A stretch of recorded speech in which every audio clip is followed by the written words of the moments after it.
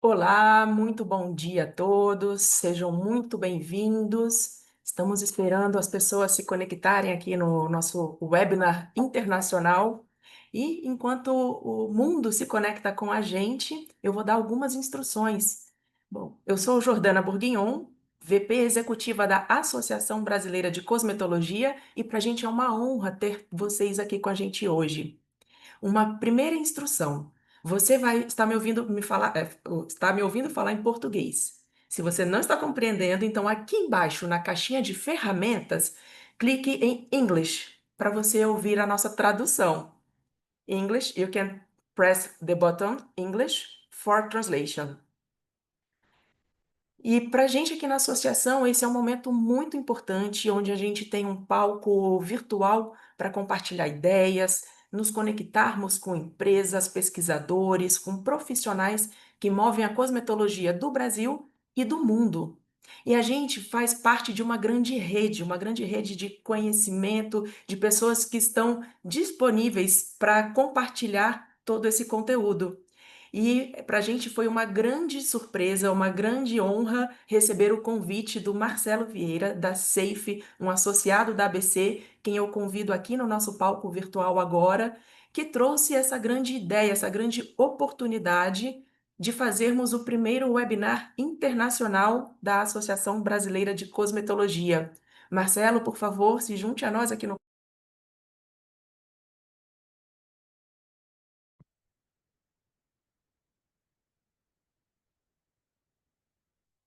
Oi, pessoal, bom dia. Primeiramente, agradecer todos vocês que estão aqui presentes hoje. É um tema muito importante e que eu entendi que precisa de alinhamento enquanto a conceitos básicos, enquanto a conceitos básicos mesmo, para a gente começar uma discussão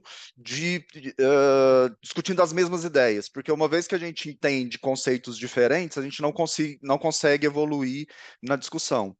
Então, eu vou fazer uma pequena apresentação de como se deu isso, de como chegamos até aqui.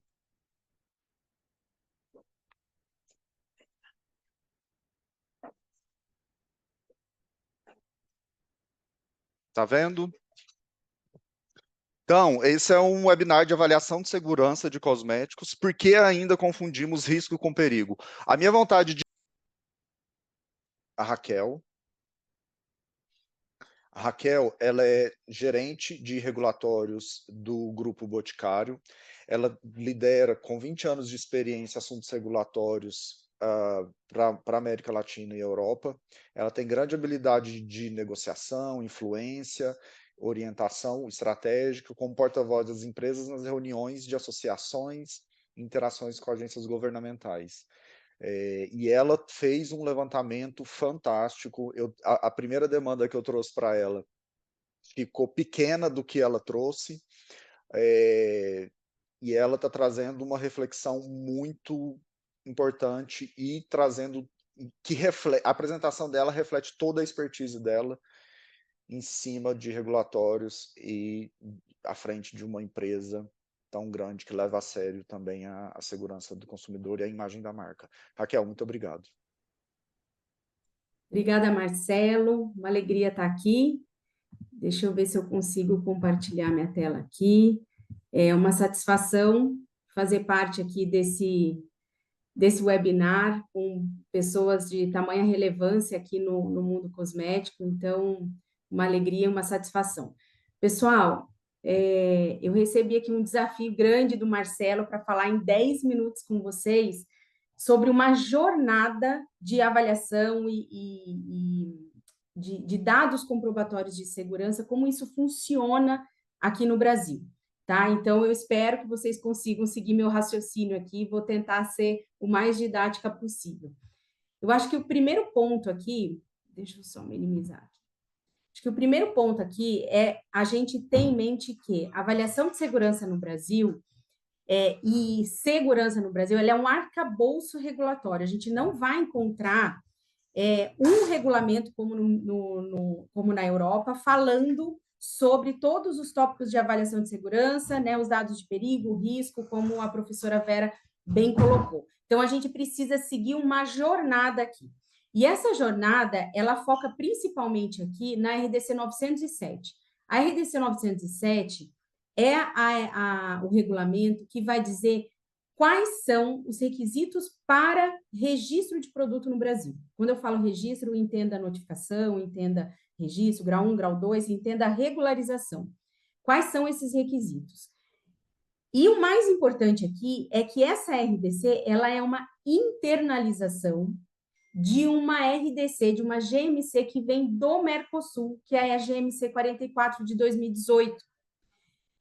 O Brasil, enquanto um membro do Mercosul, ele traz para si o dever de internalizar os acordos realizados no âmbito Mercosul. Então, por conta disso, a gente vai olhar primeiro a segurança no Mercosul e o que a gente deveria trazer aqui para o Brasil, tá? A GMC 44 ela tem um anexo de quais são os dados para registro de produtos, requisitos para registro de produto no âmbito Mercosul. E lá nesse anexo, o Mercosul ele traz que, para comercializar produtos no bloco econômico, as empresas precisam de dados de segurança de uso do produto, a comprovação de segurança do produto. E que ela precisa manter os dados completos de segurança na sua empresa à disposição da autoridade competente. E no ato da regularização, a empresa envia um resumo dos dados comprobatórios. E nas observações, ela vai dizer algo sobre o resumo e não sobre os dados completos. O que ela diz? Que o resumo ele deve ser enviado somente quando existe uma legislação específica ou quando existe um atributo de segurança. Por exemplo, um filtro solar. Hoje nós temos uma legislação específica de filtro solar. Se eu tenho um filtro solar, no ato da minha regularização, eu envio o resumo com os dados comprobatórios de segurança. Mas mantenho o completo na minha empresa à disposição da autoridade. Ou se eu tenho um atributo de segurança. O que é o atributo? Eu tenho um produto que é hipoalergênico, por exemplo, ou dermatologicamente testado. Se eu tenho esse atributo no rótulo, eu envio o resumo no ato da comercialização, tá? No ato da autorização da comercialização, que no Brasil é a regularização, é o registro ou a notificação. Porém, eu mantenho os dados completos à disposição da autoridade competente. Quando a gente vai internalizar a GMC Mercosul aqui no Brasil, a gente faz isso através da RDC 907, e que ela tem 2 capítulos importantes que eu quero abordar aqui com vocês. O capítulo 2, que fala sobre disposições gerais de produtos cosméticos, independente do ato da regularização. E depois o capítulo 3, que ela vai dizer quais são os requisitos para regularizar produtos no Brasil, tá? Para fazer o registro, para fazer a notificação. No capítulo 2, a RDC diz o seguinte, que o titular da regularização, nós, setor regulado, a gente precisa possuir os dados comprobatórios que atestem a segurança. E lá no capítulo 3, no artigo 8, a RDC vai internalizar o Mercosul. Então, ela diz o seguinte, que o resumo, como a gente viu lá na GMC, que o resumo, ele só vai ser enviado quando tiver uma legislação específica ou quando existe um atributo de segurança. E no artigo 9, a RDC diz que a gente vai manter sob guarda, à disposição da autoridade competente, os dados comprobatórios completos, tá? Na minha perspectiva, no meu ponto de vista, para internalizar a RDC 907, o regulamento deveria parar por aí. Porém, eu acredito que de uma forma equivocada, ele copia novamente o somente quando a comprovação de segurança específica for exigida na legislação vigente. Isso causa uma confusão no setor regulado, que entende que não precisa de dados comprobatórios completos se eu tiver um shampoo, simples shampoo, que não está em nenhuma legislação específica ou que não tem um atributo de segurança, tá? E aí, a ideia aqui é desmistificar isso. Por quê? De fato, se eu ler o artigo 9, único, sozinho, destoado de um contexto, de fato, no Brasil, eu posso entender que os dados comprobatórios completos de segurança não são necessários, tá?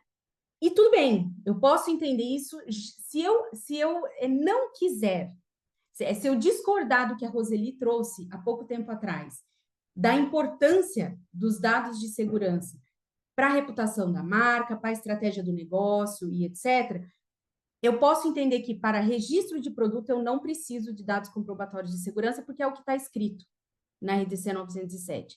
Mas eu não posso esquecer o contexto de que no capítulo 2, artigo 5º, eu preciso possuir os dados comprobatórios, pelo menos no ato da fiscalização. E não posso esquecer que existe um contexto, que a RDC 907, ela regulamenta o decreto, a gente chama de decretão, né, 8.077, que diz que é responsabilidade nossa, fabricante de produto cosmético, zelar pela manutenção da segurança do produto. E a 6360, que diz que um cosmético não pode causar danos à saúde do consumidor, tá? Então, assim, eu acho que nessa perspectiva a gente entende, sim, que a Anvisa tem dispositivos legais suficientes para exigir a segurança de produtos cosméticos no Brasil hoje, tá? Na minha perspectiva, na minha reflexão aqui. Pacificado isso, e se a gente fizer um aprofundamento aqui na RDC 907, a gente vai ver que ela nos encaminha para outros regulamentos que a gente chama de listas.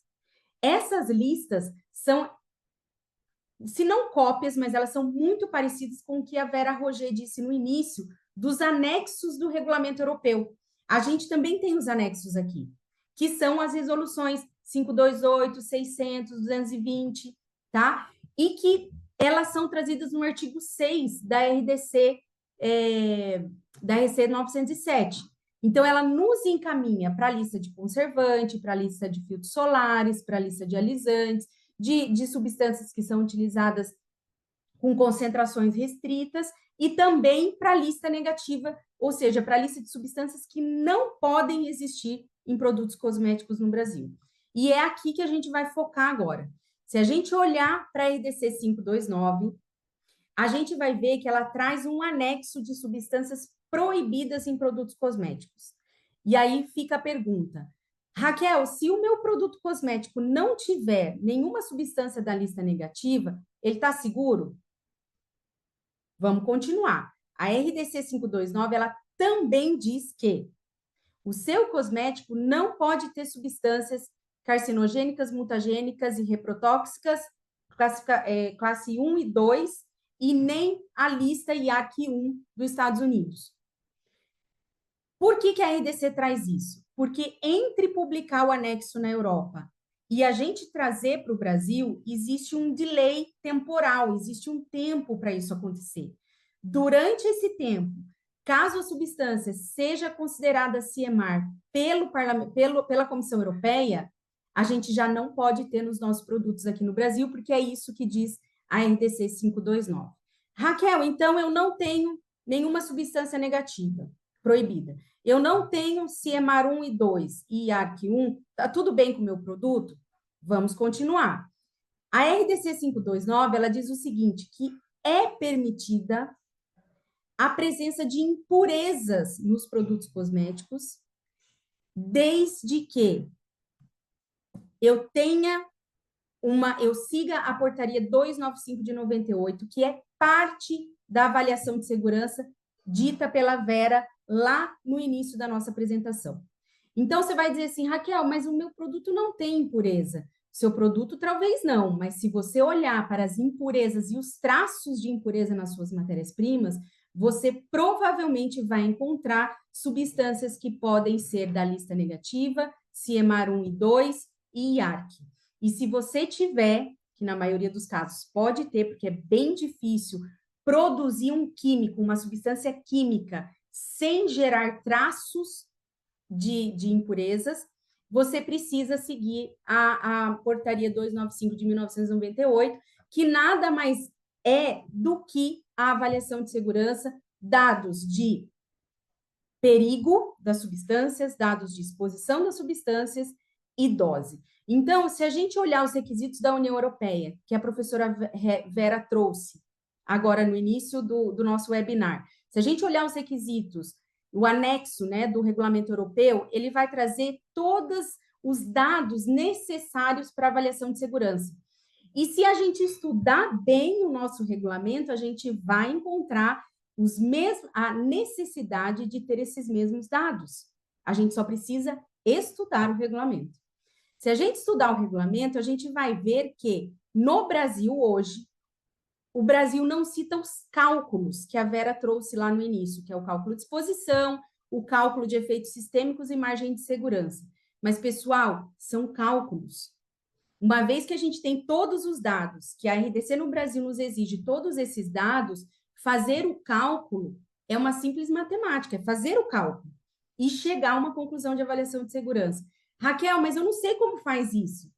A gente tem toxicologistas hoje no Brasil, tá? O Marcelo é um toxicologista, a Marinês toxicologista. A gente consegue encontrar toxicologistas que podem fazer essa avaliação para a gente aqui no Brasil hoje, tá? Reflexão que a Raquel traz, se vocês conseguiram me acompanhar, tá? A Anvisa hoje tem subsídios legais para exigir segurança de cosméticos no Brasil, para exigir dados comprobatórios de segurança, não testes. Os testes clínicos em usuários são importantes, mas eles sozinhos não garantem que o nosso produto é seguro, que a gente está colocando o produto seguro no mercado brasileiro. Os cálculos de avaliação de segurança, eles são essenciais e é uma etapa conclusiva. E são eles que podem proteger a reputação da sua marca e do seu produto, né? Bem o que a Roseli nos trouxe. Se a gente quer proteger a reputação, se a gente quer um negócio, uma estratégia de negócio que seja seguro, a gente precisa entender sobre a avaliação de segurança. Trago a sugestão de que hoje a gente precisa rever a RDC 907 para, de fato, internalizar na íntegra a GMC 44, ou seja, retirar o texto somente quando, né, dos dados comprobatórios completos.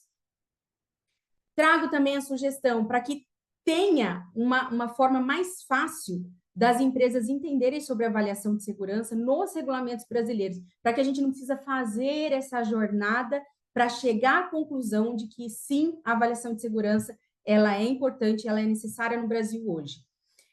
E que o fabricante, nós, setor regulado, somos responsáveis pela segurança dos produtos cosméticos e que a Anvisa pode, sim, nos cobrar a respeito disso. Pessoal, essa é a leitura que eu faço, tá, do arcabouço regulatório aqui no Brasil hoje, tá?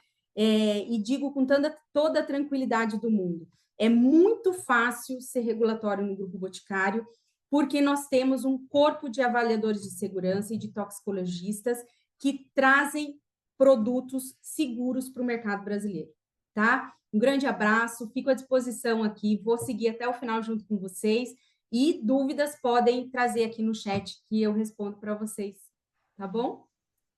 Não sei quanto tempo foi, Marcelo, nem fiquei olhando.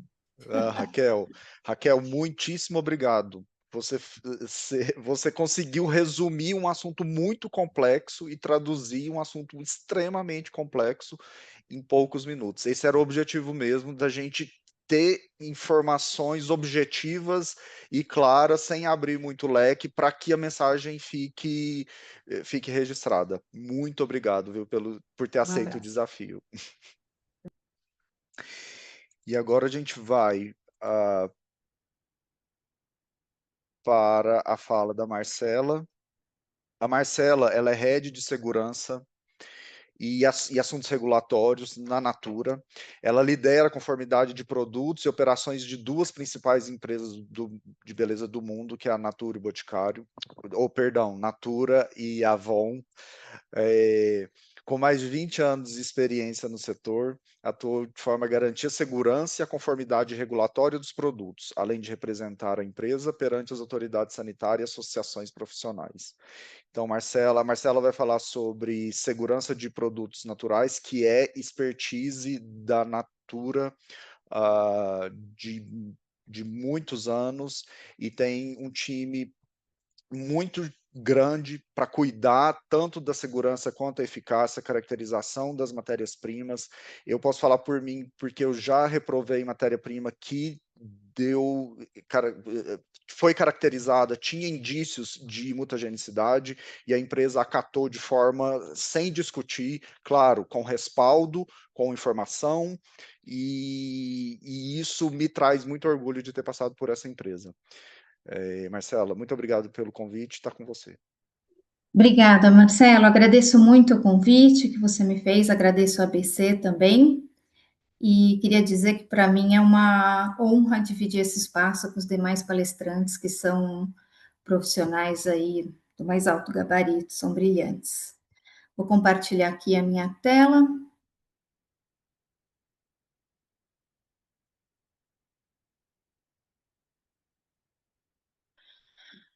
Muito bem, vamos lá. Então, eu vou contar um pouquinho para vocês, aproveitando tudo que foi falado até agora, né, sobre a questão tanto do arcabouço aí regulatório, quanto das questões mais técnicas sobre avaliação de segurança em si, para trazer essa perspectiva sobre avaliação de segurança de ingredientes naturais, né, que é uma grande expertise aí da Natura.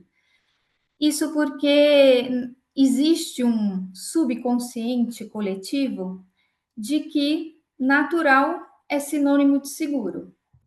Só que isso não é uma verdade absoluta. Não é assim que acontece. Existe sim substâncias naturais, assim como as sintéticas, em que tem uma alta toxicidade observada. Também existem substâncias de baixa toxicidade observada. Mas acho que a mensagem principal aqui é que não é a origem que determina a toxicidade de uma substância. E é por isso que a gente tem que fazer uma avaliação cuidadosa de segurança, independente da origem do seu ingrediente. Muito bem, então agora falando especificamente dos naturais, né, eu vou contar um pouquinho para vocês do porquê de ingredientes da biodiversidade brasileira. Né? A biodiversidade brasileira, ela é a maior biodiversidade do mundo. Nós temos aí diferentes biomas com centenas de espécies, muitas delas que ainda não foram nem descritas, nem estudadas, né? Isso gera um potencial incrível da gente encontrar ingredientes, matérias-primas, princípios ativos com alta performance e eficácia cosmética, né? E aí a forma também como a gente vai acessar e buscar esses ativos, né? Quando ela é feita a partir de um compromisso socioambiental, a gente vai poder gerar impacto positivo sobre as diferentes perspectivas, né? A perspectiva ambiental, porque a gente vai ter aí matérias-primas oriundas de fonte renovável e sustentável.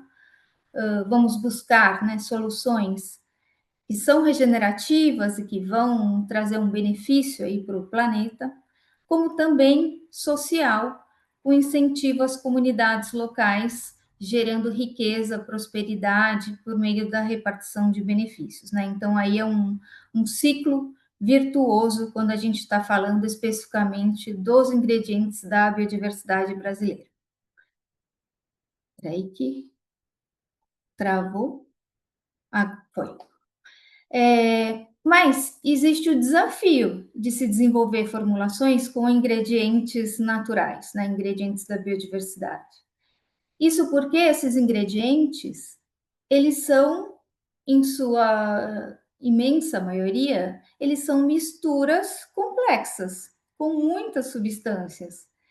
E nem sempre a gente tem informações toxicológicas suficientes, né? Muitas vezes essas informações elas são limitadas a respeito dessas substâncias ou das espécies em si, ou são limitadas ou são indisponíveis. E aí a gente tem que buscar outras alternativas para ter as informações adequadas para poder fazer as avaliações de segurança com a profundidade necessária. Né? Então, é importante o processo de caracterização fitoquímica dessas misturas complexas.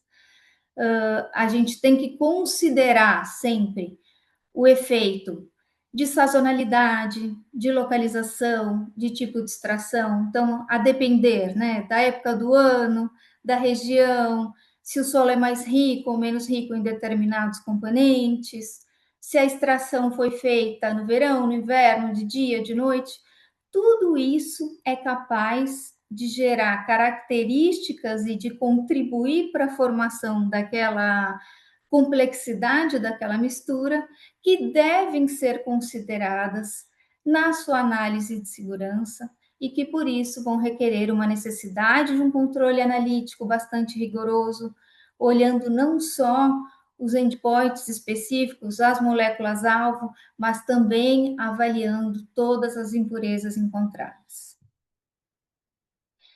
Bom, e aí para a gente conseguir, então, avaliar a segurança desses ingredientes naturais, a gente, né, depois de toda essa etapa que eu comentei, de campo, de determinação da região, da característica, da sazonalidade, a gente faz a caracterização química desses ingredientes, aplicando as técnicas analíticas sofisticadas para entender a composição dessas matérias-primas, e a partir dessa composição, a gente avalia na literatura científica uma pesquisa aprofundada para identificar potenciais alertas para desfechos toxicológicos específicos relacionados a essas substâncias ou a essas espécies vegetais.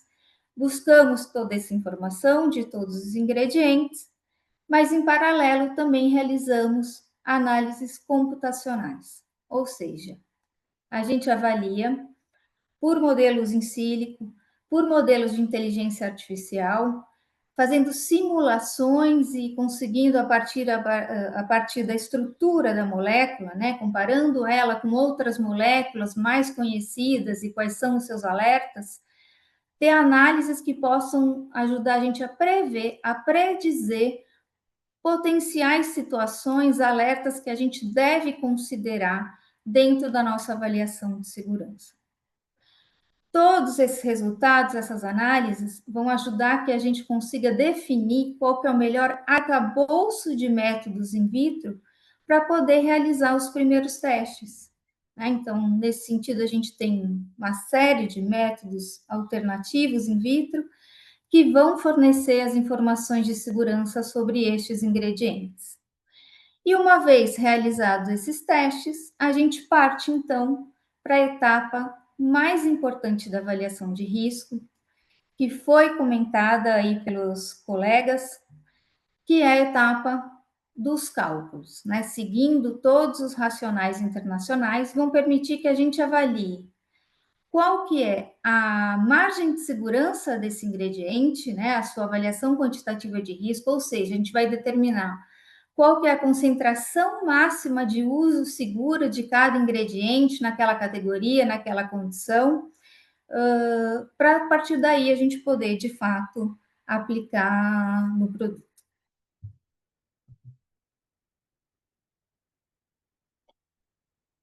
Bom, aí para a gente falar, então, da caracterização fitoquímica. Para fazer a caracterização, a gente utiliza os equipamentos analíticos mais robustos, então a gente utiliza cromatografia gasosa, espectrometria de massa, enfim, todas as metodologias para a gente conseguir identificar todas as substâncias presentes, as impurezas, como eu comentei, para fazer esse drill down, essa análise profunda de tudo que contém naquela matéria-prima. A partir daí, como eu comentei, a gente parte para as análises em sílico. E existem diversos modelos computacionais disponíveis na literatura científica e que estão aí para serem consultados, utilizados para fazer essas comparações entre as estruturas moleculares e observar os alertas relacionados àquelas estruturas. E nós especificamente desenvolvemos também internamente um modelo de inteligência artificial em parceria com a Universidade Federal de Goiás para avaliar especificamente desfechos toxicológicos relacionados à mutagenicidade. Em seguida, como eu falei, determinamos aí o arcabouço dos testes in vitro a serem realizados, utilizamos, né, os métodos validados descritos na OCDE, e também temos uma série de metodologias desenvolvidas internamente e que são importantes para complementar as nossas análises, porque quando a gente está falando de ingredientes naturais, muitos deles eles têm uma composição mais graxa, né? Eles são manteigas, eles são óleos. Então a gente tem aí o desafio de solubilizar, né, esses ingredientes nos meios necessários para poder realizar os testes. E por isso a gente desenvolveu metodologias que permitem a gente fazer uma análise muito mais assertiva nessas condições.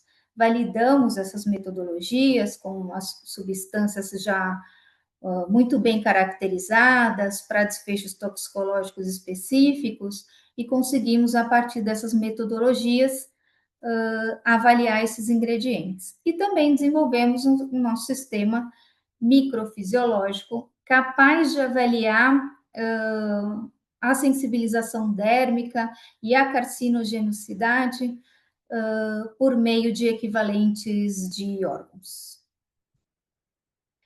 Aqui eu trago uma imagem, né, para vocês conhecerem um pouco do nosso centro de inovação, que fica em Cajamar, que atende as marcas aí Natura e Avon, mas para vocês terem uma ideia desse centro de inovação, que é um centro de inovação de classe global.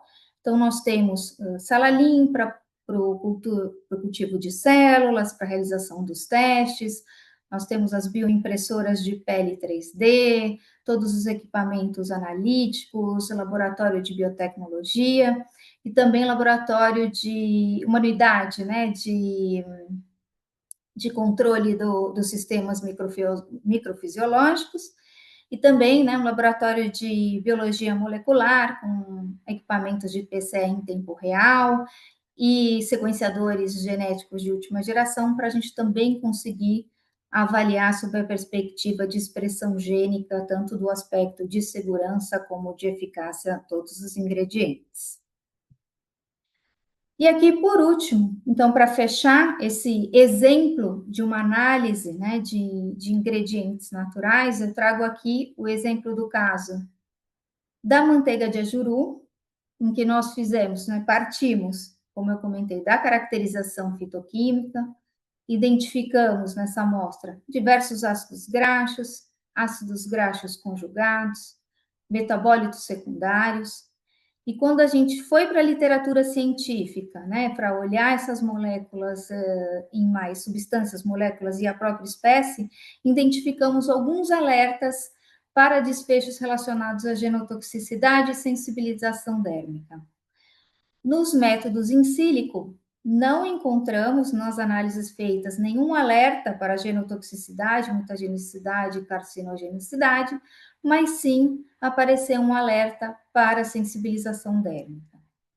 Em função disso, escolhemos nosso arcabouço ali de teste de métodos in vitro, realizamos todos os testes in vitro, não encontramos resultados que indicassem, né, que a gente tivesse algum desfecho relacionado a citotoxicidade, fotomutagenosidade, genotoxicidade, nem em relação à questão da sensibilização dérmica, e isso serviu como todo um arcabouço de dados, de informações técnicas que contribuíram para a fase mais importante, que é a fase da avaliação de risco em si, que é feita pelos toxicologistas, pelos nossos safety assessors que estão in-house e que fizeram os racionais de cálculo por diferentes tipos de racionais e comprovaram qual que era a concentração máxima segura daquele ingrediente para a categoria, para modo de aplicação,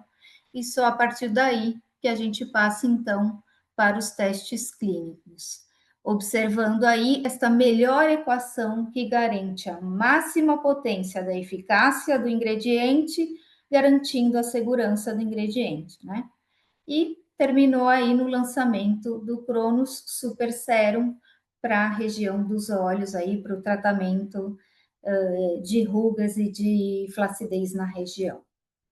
Era isso?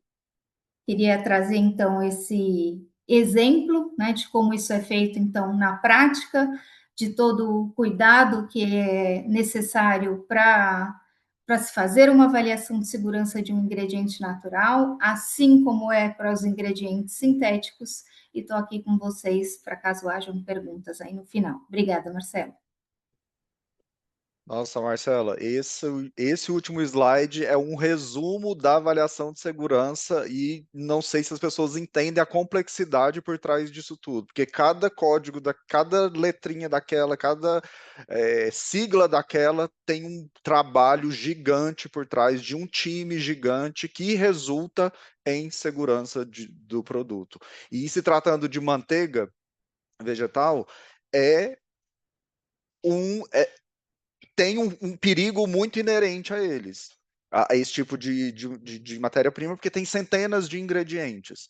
E essa expertise da Natura de colocar produtos naturais, inclusive manteiga, e até produtos, ingredientes em altas concentrações de origem vegetal, é de se louvar e de dar destaque para a empresa, que é uma empresa nacional, e que valoriza os ingredientes que a gente tem dentro do nosso país. Isso é importantíssimo.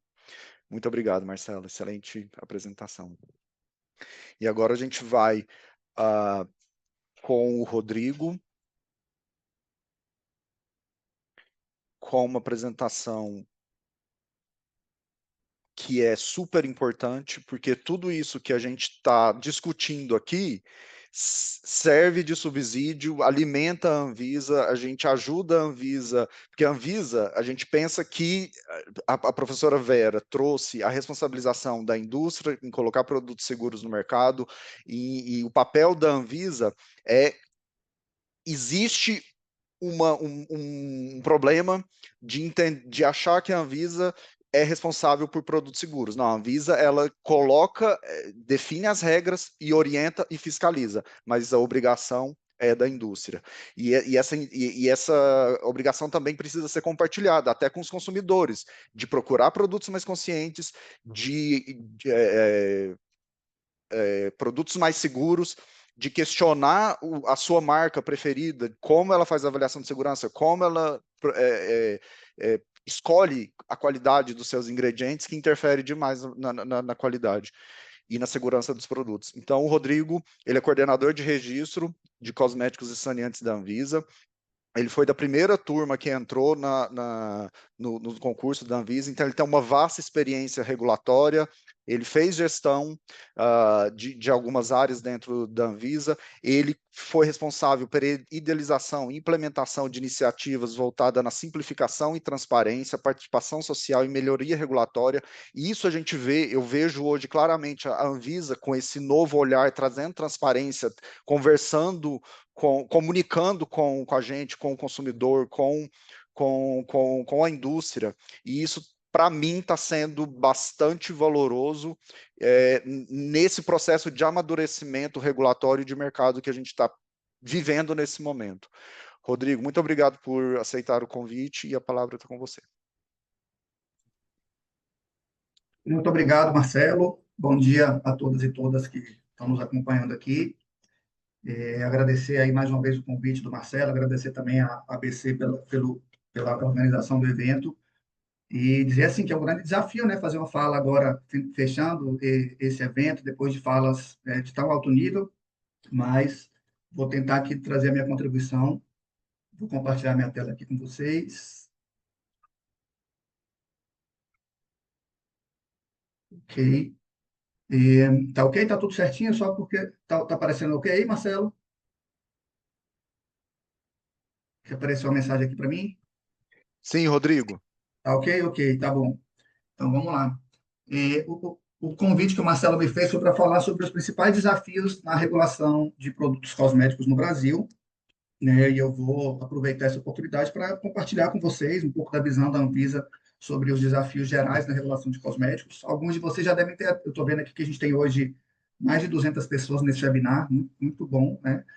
Alguns de vocês já devem ter visto eu fazendo alguma apresentação parecida com essa, mas acho que sempre é uma oportunidade da gente ir aprofundando um pouco mais nesse assunto e dando a contribuição, né, para essa discussão que está acontecendo aqui hoje.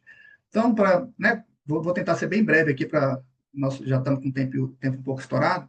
Então, começando, né, só trazendo dados gerais sobre o setor de cosméticos no Brasil, nós que estamos aqui sabemos, né, da grandeza do nosso setor de cosméticos no Brasil, com números bastante expressivos, como esses que estão colocados aqui no slide, e isso, obviamente, é acompanhado também de um cenário regulatório muito grande, né, para que a gente tenha esses números tão expressivos do setor de cosméticos. Obviamente, nós temos também dados muito relevantes e de uma magnitude muito grande do ponto de vista regulatório. Então, só para termos uma ideia do ambiente regulatório que estamos tratando, hoje nós temos no Brasil quase 15 mil empresas com autorização de funcionamento voltadas para o setor de cosméticos. De acordo com a RDC 907, hoje a gente tem 117 grupos diferentes de produtos, né, passíveis de serem regularizados, e esses produtos eles têm variados graus de risco, desde produtos com baixíssimo risco sanitário e outros com risco bastante elevado. E, com relação ao número de produtos regularizados, a gente tem hoje aproximadamente 450 mil produtos regularizados juntos à Anvisa. Tá? Desses são aproximadamente 430 mil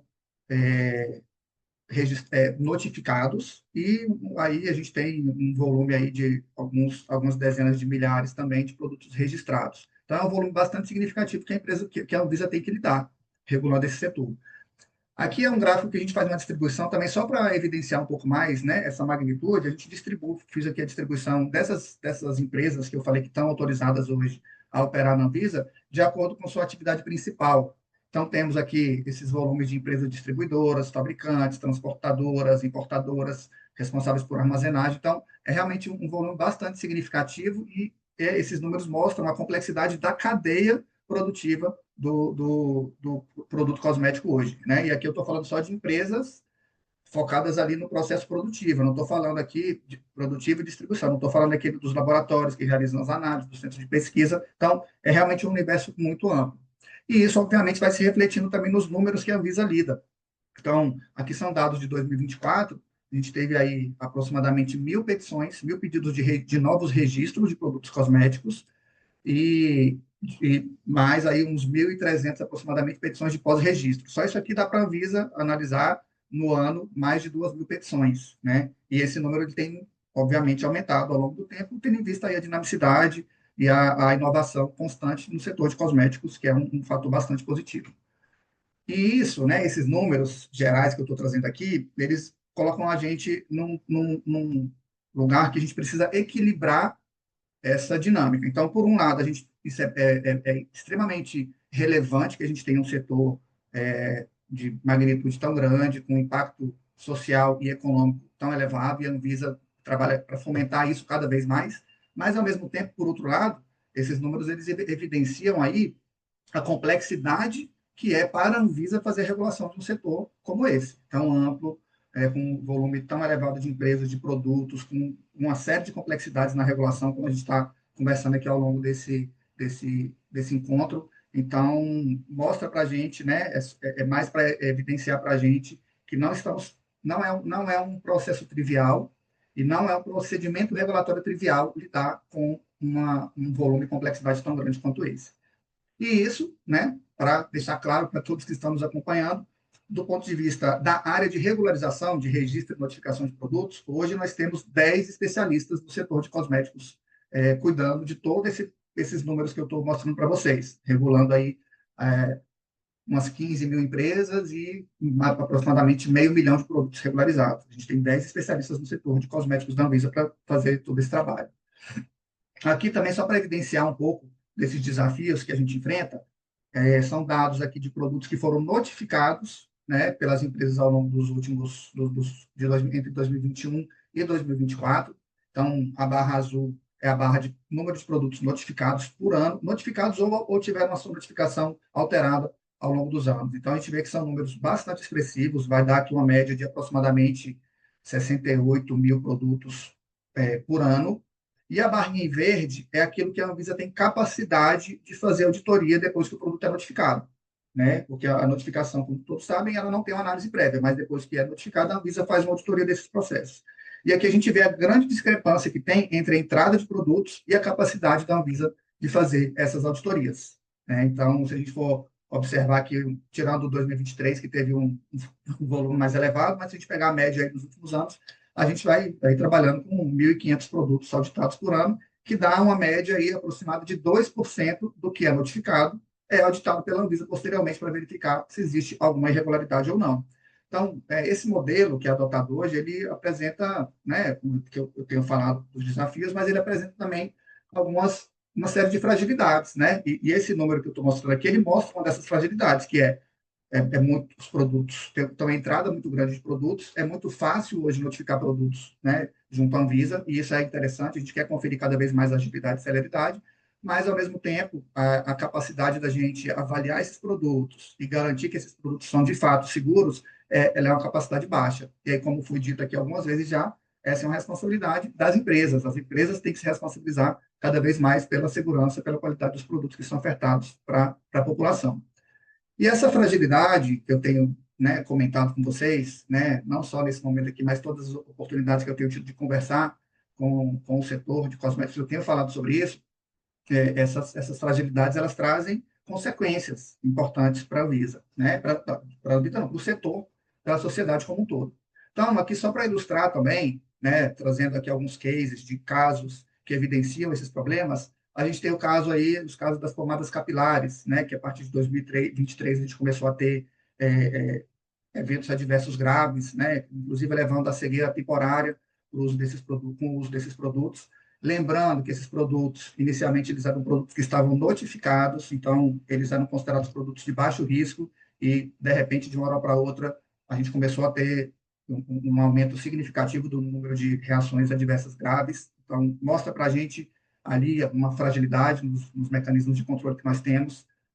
O caso dos alisantes capilares, que é histórico, né? O problema de alisantes capilares no Brasil, com o uso de formol, com os alisantes capilares no Brasil são considerados produtos de alto risco e, portanto, deveriam ser sempre registrados com análise prévia, mas é muito comum as empresas burlarem o sistema de notificação e notificar esses produtos, né? Que é o procedimento simplificado sem análise prévia. E aí, só um exemplo, né? Esse ano, a gente fez uma única ação em parceria com a área de fiscalização, e nessa única ação que nós fizemos uma auditoria e inspeção em apenas 5 empresas, a gente fez o cancelamento de mais de 180, cancelamento de mais de 180 notificações de produtos. Então, depois de tantos anos que a gente vem, né, trabalhando, trazendo orientações sobre o risco do alisante capilar, em 2025 a gente está tendo ainda ações como essa, mostrando aí mais uma vez a fragilidade aí dos mecanismos que nós temos hoje no Brasil. E quando eu falo do mecanismo de regulação, estou falando da responsabilidade da Anvisa, mas também da responsabilidade do setor, obviamente, né? Em 2025 também nós tivemos aí os casos com cremes dentais, que também são produtos de baixo risco, também produtos notificados, e de repente começamos a ter aí uma série de eventos adversos também, alguns deles de uma gravidade um pouco maior, né, com relação causal identificada. Então, foram aí aproximadamente 2.000 reações adversas que foram notificadas, né, para a Anvisa. E lembrando que esses números no Brasil são todos subnotificados, então esses dados são certamente muito maiores, né? E esses casos, eles, como eu venho falando aqui, eles apontam aí uma certa vulnerabilidade no sistema de gerenciamento, de controle, resultando, então, em casos, né, críticos como esses. E aqui eu estou pegando alguns exemplos, poderia ter aqui alguns slides só para falar de situações de riscos, né, em produtos cosméticos. E aí a gente tem feito, né, aprofundando um pouco mais sobre os desafios que a Anvisa enfrenta para a regulação de cosméticos no Brasil, para a gente chegar a falar um pouquinho sobre avaliação de segurança, a gente está fazendo um estudo regulatório sobre o modelo regulatório atual de cosméticos. E nesse estudo, né, uma análise de impacto regulatório, nós identificamos aí um problema regulatório central, que na perspectiva da Anvisa, o modelo de cosmético atual ele apresenta uma baixa efetividade na garantia da conformidade dos produtos. E é por isso que a gente tem tantos problemas com cosméticos no Brasil hoje, né? E para a gente, isso se manifesta, né, por meio desse que a gente está chamando aqui de um paradoxo regulatório, né? Existe uma facilidade muito grande da entrada de produtos no mercado, especialmente por meio da notificação, né, dos produtos isentos de registro, e, em paralelo, uma baixa eficácia dos mecanismos de auditoria, fiscalização e retirada de itens irregulares. Hoje, essa responsabilidade está toda no colo da Anvisa, e a gente tem falado sobre isso, porque a gente tem que compartilhar essa responsabilidade com o setor, né? E isso, obviamente, traz aí uma série de consequências para a sociedade como um todo, né? Incluindo a Anvisa, incluindo o setor, incluindo o consumidor, o usuário do produto. Então, são diversos riscos à saúde pública. Nós temos um cenário de muita distorção no ambiente de mercado, porque a gente está falando aqui, a gente tem empresas que têm um alto grau de cumprimento, como a gente de atendimento das regras, como a gente está vendo aqui, né, as falas, né, que nós tivemos hoje aqui, que mostram isso para a gente, né, tanto aí a fala da doutora Raquel, da doutora Marcela, da doutora Roseli, que mostram que a gente tem, sim, no Brasil, uma capacidade, né, empresas com capacidade de cumprir todas as regras, de fazer avaliação ampla de segurança dos seus produtos, mas, ao mesmo tempo, a gente tem que lembrar que nós estamos falando de um universo aí de 14, 15 mil empresas, e aí existe uma heterogeneidade muito grande, algumas empresas com alta capacidade e outras com uma baixa capacidade, que levam a um cenário como esse. Então, quando a gente mantém empresas que mantendo irregularidades no mercado, a gente está criando um ambiente de competitividade desleal, distorções no ambiente de mercado, então é um cenário relevante, além de toda a sobrecarga, né, não só sobre a Anvisa, mas sobre todo o Sistema Nacional de Vigilância Sanitária, que tem, obviamente, todas as suas limitações de equipe, de capacidades de executar a vigilância sanitária no país. E aí a gente está estudando, aprofundando cada vez mais para entender as causas desse problema, né? E a gente já chegou aí a alguns entendimentos. Então, uma primeira causa é essa baixa barreira de entrada para produtos irregulares. E aí notem que está deixando claro, estou deixando claro aqui que são uma baixa barreira de entrada para produtos irregulares, porque a gente entende que sim, a gente precisa manter uma barreira de entrada viável para todos os produtos cosméticos, mas para aqueles que são irregulares a gente tem que aumentar essa barreira, tem que ser mais difícil colocar produto irregular no mercado. A gente tem um controle pós-mercado com suas fragilidades, a gente tem as limitações técnicas e estruturais do sistema que eu acabei de falar, a gente hoje tem uma baixa automação do nosso processo de trabalho também, então, para lidar com um volume de 500 mil de produtos, com um universo de 15 mil empresas, a gente hoje precisa avançar e aprimorar com automações, e nós temos um cenário de incipiência dos mecanismos, né, de gestão de risco para que a gente consiga gerenciar melhor esse cenário todo. Eu vou falar um pouquinho melhor sobre isso daqui a pouquinho. A insuficiência também dos mecanismos de enforcement, né, de mecanismos para garantir que a legislação de fato seja cumprida, e a existência também de algumas lacunas, né, regulatórias, algumas lacunas operacionais que vão contribuindo para um cenário como esse. Uma dessas lacunas importantes, né, é o tema desse webinar de hoje. Então, né, não vou repetir, né, isso que está sendo tratado aqui, mas já foi apontado a diferença, né, do modelo da União Europeia, né, para o modelo brasileiro. E aí é muito interessante uma discussão como essa, porque a gente tem a Anvisa hoje tem o entendimento de que uma avaliação de segurança ampla e estruturada, como acontece na Europa, ela não é obrigatória no Brasil. Nós temos hoje no Brasil a exigência de avaliações, alguns aspectos de avaliação de segurança, alguns testes, né, alguns cenários de avaliação de segurança, mas não existe hoje uma exigência, uma obrigatoriedade no entendimento da Anvisa de uma avaliação de segurança estruturada, como acontece na União Europeia. Mas é muito interessante a gente estar fazendo essa discussão hoje, porque a gente tem aqui na mesa de discussão hoje uma empresa que produz, que comercializa no Brasil, que tem um entendimento que é obrigatório, inclusive, que a Anvisa deveria estar cobrando a avaliação de segurança. E eu acho isso incrível, porque mostra, mais uma vez, que nós temos no Brasil, apesar de, né, existir discussões sobre isso, nós temos no Brasil, sim, condições de avançar nessa discussão e condições de cumprimento, né, dessas disposições, dessas regras de forma ampla. Então, hoje o modelo, né, o nosso entendimento é que não existe uma obrigatoriedade como acontece na Europa, e a gente tem entendido isso também como uma lacuna importante que precisa ser melhor estudada. E aí essa lacuna ela traz uma série de consequências, como já foi também apontado aqui na conversa, né, com as outras palestrantes. Então, né, a gente hoje, infelizmente, no Brasil, nós temos produtos com risco, produtos no mercado, regularizados por meio da notificação, ou até mesmo por meio de registro, que não tem o seu risco totalmente avaliado por um processo estruturado e sistematizado de avaliação de segurança, e isso leva ao aumento de reações adversas, como a gente está vendo, né, esses casos de crises sanitárias que eu tenho falado, uma sobrecarga do pós-mercado, né, e aí foi bem interessante que a doutora Vera falou na sua fala que a segurança ela deve ser avaliada antes do produto entrar no mercado, né, e com o modelo que a gente tem no Brasil hoje, sem uma avaliação de segurança na entrada, a segurança ela vai sendo avaliada, né, ou nem é avaliada posteriormente à entrada no mercado. Então, essa reflexão de que a segurança ela precede, obviamente, isso é muito lógico, precede a entrada do produto no mercado, ela precisa ficar muito clara para todos nós, né? E temos aí uma situação de produtos de alto risco, né, que a ausência de avaliações efetivas sobre a sua segurança aumenta a vulnerabilidade, né, desses produtos e oferecendo riscos mais elevados aí para a população. Então, essa é uma lacuna importante. E diante de todo esse cenário que eu estou falando, não apenas da lacuna de avaliação de segurança, mas diante desse cenário todo de desafios do nosso modelo regulatório, a gente está trabalhando na construção de um novo modelo. Nós estamos revisando o modelo regulatório para regularização de produtos no Brasil, e a gente está propondo um novo modelo focado aí, né, com ênfase na gestão do risco sanitário, né? Então, o objetivo é realmente aprimorar o modelo, com foco, né, aumentando aí a efetividade na garantia da conformidade desses produtos, com o aspecto central, o elemento central da proposta é a ênfase na gestão do risco sanitário, né? Então, os objetivos específicos são, então, estabelecer aí um modelo de gestão de risco, né, avançando no que nós já temos hoje, né, usar cada vez mais inteligência de dados, tecnologia, para que a gente tenha condição de trabalhar com esse volume, com essa complexidade de dados e informações de forma efetiva, né? Nós temos também essa intenção, né, de fortalecer os mecanismos de responsabilização das empresas.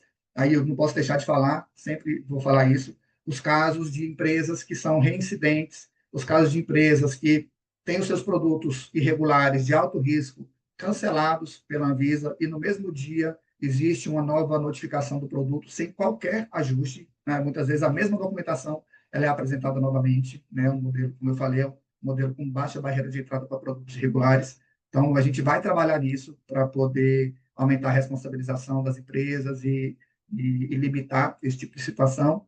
A gente também busca, com isso, estabelecer instrumentos regulatórios que sejam mais adaptáveis à dinâmica de inovação do setor. A gente sabe da realidade, né, da dinâmica de inovação e a gente está buscando por isso cada vez mais. E, obviamente, aumentar, né, eu acho que isso que o Marcelo falou é importante, aumentar a transparência dos nossos entendimentos, a transparência das nossas decisões, para que a gente possa, junto, ir criando um ambiente regulatório mais viável, mais factível para a realidade do cenário brasileiro, né? E aí, fechando, né, assim, essa minha apresentação, eu estou tentando aqui, Marcelo, me manter fiel ao tempo, até para a gente não passar muito aqui do nosso horário. Dentro desse modelo que a gente está trazendo, um aspecto central, como eu falei, é a gestão do risco sanitário. Então, dentro dessa proposta que a gente está trazendo, a gente vai criar um modelo inteligente de triagem que classifica as petições, sejam elas de produtos notificados atualmente ou produtos registrados, em 3 canais baseados, então, em análise de risco, e isso vai, obviamente, otimizar os recursos e acelerar o processo né, de regularização e aumentar a segurança também, do nosso ponto de vista. Então, basicamente, o que nós estamos trabalhando aqui é na criação de uma matriz de classificação de risco, e essa matriz ela vai contemplar o histórico do fabricante. Então, todas as empresas que hoje têm produtos regularizados junto à Anvisa estão sendo avaliadas pela Anvisa no seu histórico de conformidade. Né, quantidade de produtos que foram submetidos para análise, os seus percentuais de indeferimento, percentuais de cancelamento de produtos, vamos tentar identificar as empresas que são reincidentes, e essas empresas vão receber pontuações de acordo com o seu histórico. A mesma coisa estamos fazendo para os produtos. Então, a gente vai fazer uma avaliação, está fazendo já, né, uma avaliação de cada produto passível de regularização junto à Anvisa, para determinar o seu risco intrínseco, potencial de dano, finalidade, local de uso. Então, realmente é uma matriz que ela vai envolver características da empresa, característica do produto, e cada petição que entrar, ela vai ser classificada de acordo com o seu grau de risco. Então, aquelas que forem de risco baixo vão ter um canal verde, que é uma notificação automática, como acontece hoje sem análise prévia. Aquelas que caírem no canal amarelo, elas já vão ser, são processos que vão chamar a atenção da Anvisa, e a Anvisa pode fazer a análise deles de acordo com a capacidade operacional, e aqueles casos que caírem no canal vermelho, eles vão ser analisados pela Anvisa, como acontece hoje para aqueles produtos que são registrados. Então, a gente vai também, é uma forma da gente graduar aqui o nosso esforço de acordo com o risco daquele que está entrando, e isso é dinâmico, porque esses critérios eles vão sendo avaliados periodicamente, de acordo com o comportamento, de acordo com o que está acontecendo no setor, na sociedade, e a cada mês a gente vai poder estar analisando produtos distintos de acordo com o grau de risco aqui. Então, basicamente, sendo bem simplista com essa proposta, a questão vai ser assim, empresas que têm um alto grau de compliance, um alto grau de conformidade, elas vão ter a sua regularização simplificada caindo, na maioria das vezes, no canal verde. Aquelas empresas que já têm uma dificuldade maior de cumprimento das regras, que são reincidentes, que têm dificuldade de cumprimento dos requisitos técnicos sanitários que são estabelecidos, a tendência é que essas empresas elas caiam, na maioria das vezes, no canal amarelo ou canal vermelho, e o seu processo de regularização ele vai ter que passar por algumas etapas adicionais para a comprovação da qualidade e da segurança dos produtos. E, obviamente, não podemos deixar de falar isso aqui, empresas que já têm ou estão se adaptando a uma cultura de avaliação de segurança, obviamente que essas empresas elas demonstram uma capacidade maior de cumprimento e de atendimento dos requisitos. E essas empresas, a tendência é que essas empresas elas sejam beneficiadas pelos canais adequados, pelo canal verde, por exemplo. Já empresas que hoje não têm essa condição, que não demonstram para a Anvisa essa capacidade de garantir a segurança e a qualidade dos seus produtos, a tendência é que elas tenham um caminho um pouco mais longo para a regularização desses produtos, passando, então, por uma análise completa. E, nessa perspectiva, a avaliação de segurança, ela entra também nessa discussão. Então, eu estou nessa área aqui há aproximadamente 1 ano, e esse é um aspecto que me chamou bastante atenção quando eu cheguei para trabalhar com a regulação de cosméticos, essa questão da avaliação da segurança dos produtos cosméticos, que não seguem o mesmo padrão de outros produtos regularizados na Anvisa. Então, e aí estamos entendendo cada vez melhor o modelo europeu. Então, gostaria muito de agradecer também a doutora Vera pela fala de hoje, porque já traz mais elementos para a gente poder fazer essa avaliação, e a perspectiva é também que a gente avance, claro que isso vai ser dialogado com o setor, dialogado com a sociedade, pensando em prazos adequados para uma transição segura e viável, mas a perspectiva é que a comprovação de segurança também seja implementada em moldes semelhantes ao que nós temos na Europa. É claro que isso, aqui no Brasil, a gente está focando numa gestão do risco. Então, uma comprovação de segurança também proporcional ao seu risco. Então, da mesma forma que a gente está falando ali para os canais, produtos com maior risco ou com características específicas, a gente pode avançar para uma avaliação de segurança abrangente, semelhante ao modelo europeu. E aqueles produtos que têm um menor risco poderiam, talvez, ser avaliados aí com evidências mais simplificadas, sem necessidade de passar por uma avaliação completa, como uma avaliação estruturada e sistematizada de segurança. Obviamente que esse último ponto aqui é um ponto que ainda está em avaliação, estamos aos poucos fazendo esse debate, estamos revisando também o guia de avaliação de segurança de produtos cosméticos no Brasil, e ele vai caminhar para essa linha também de se assemelhar ao modelo europeu. Então, acho que aqui eu vou encerrando a minha fala, e basicamente, eu acho que isso fica claro, nós temos grandes desafios, mas que nós estamos trabalhando para superar esses desafios por meio dessa proposta geral, que vai ser mais aprofundada ainda ao longo do tempo com vocês, para que a gente possa buscar soluções para esse cenário que vivemos no Brasil hoje. Então, é isso, eu agradeço imensamente aí a oportunidade, de estar aqui com vocês, e fico à disposição para a gente continuar o debate. Rodrigo, eu que agradeço. Nossa, você vem trazendo pontos muito importantes sobre a transparência, sobre esse diálogo com nós brasileiros de forma geral, tanto profissionais quanto consumidores, E aí, infelizmente, a gente decidiu cancelar a mesa redonda, mas assim, a gente recebeu bastante pergunta e eu vou me comprometer pessoalmente de respondê-las todas. Então, eu só gostaria de fazer uma pergunta para a professora Vera. Acho que ela está online ainda, né?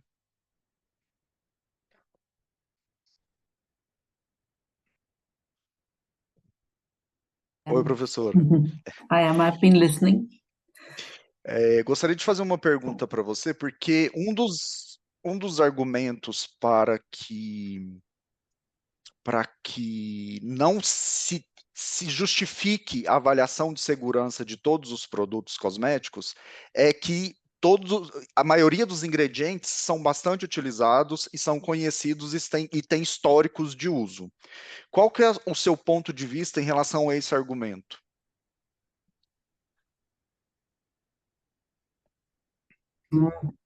Yeah, I know. That is often used also by the Chinese authorities when they talk of historical data. When I was saying historical in vivo data, this means risk assessment data. So that were NOAEL values, which has been done in experimental animals, in OECD tests and so on. So don't misunderstand it. It is not because you use them a long time that these are safe.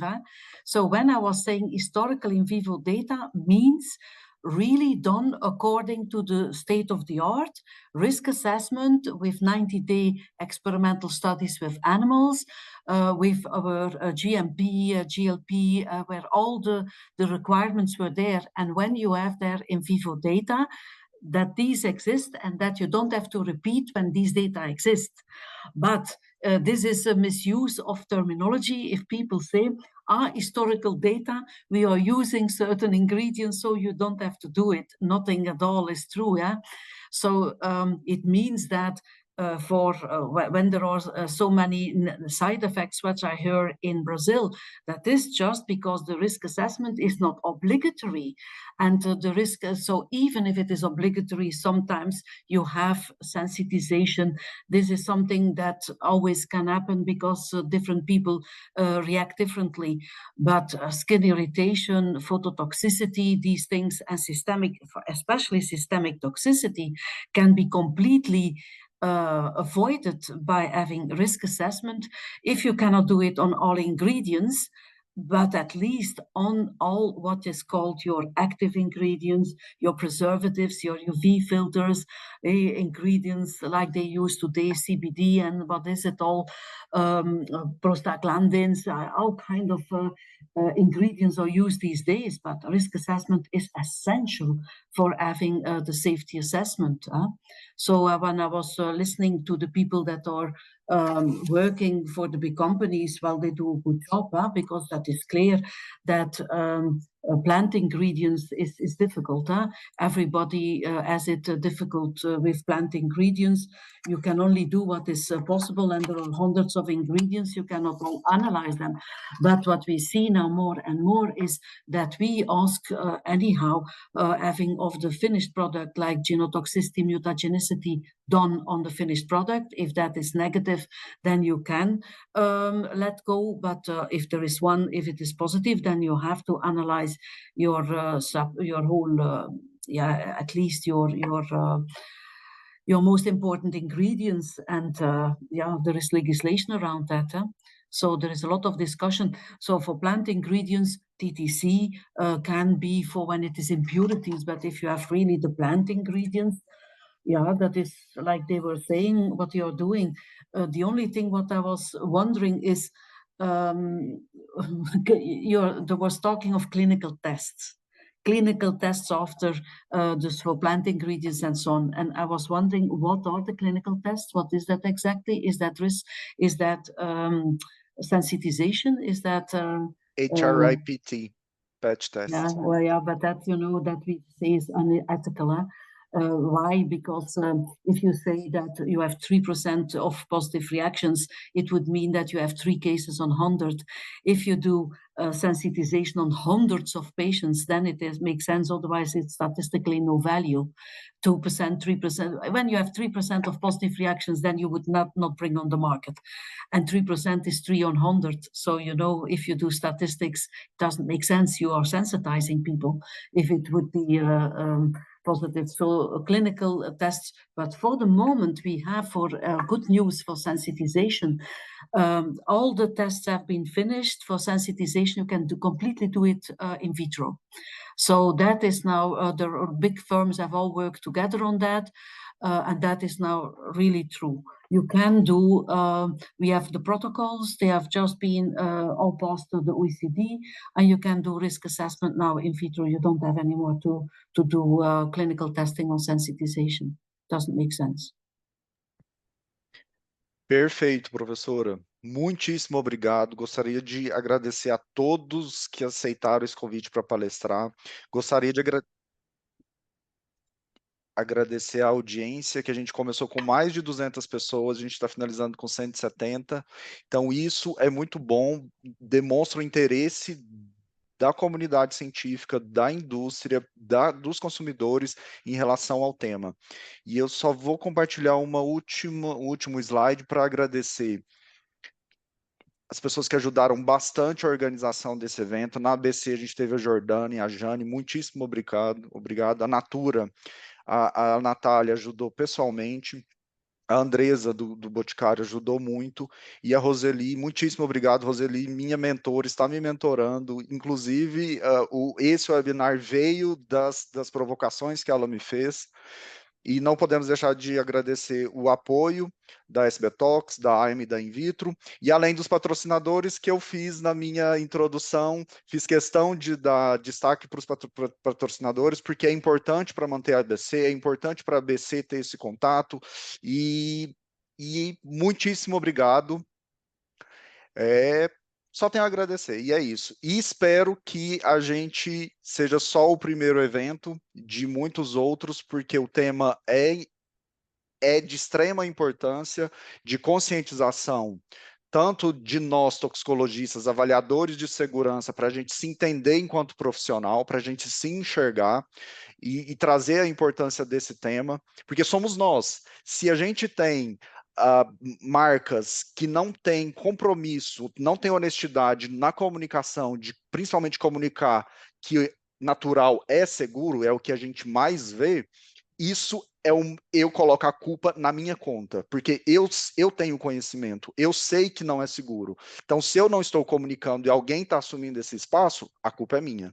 Então, eu acho que eu faço um chamado para todos os meus pares, os meus amigos, os meus colegas, para a gente poder mudar esse cenário no Brasil e ajudar a Anvisa no árduo papel de garantir a segurança do consumidor. Porque, como vocês viram, a Anvisa está, como o Rodrigo apresentou, eles precisam cuidar da cadeia como um todo. Então, a avaliação de segurança é um ponto dentro dessa cadeia como um todo, que o que eles estão fazendo agora, nesse novo sistema, é colocar um selo, Rodrigo, o que seria? Seria um ranking em cima de coisas erradas que as empresas fazem e que reflete, se elas fazem coisas erradas em alguns pontos, na segurança também pode ser refletido nisso. Não necessariamente, mas é um indício. Então, a partir do momento que ela consegue otimizar isso, que ela consegue automatizar e flegar as empresas, eles conseguem dar mais atenção àquelas que precisam, que têm menos condições de atender a garantir a saúde do consumidor. E esse é o papel da Anvisa. Muitíssimo obrigado a todos e até a próxima.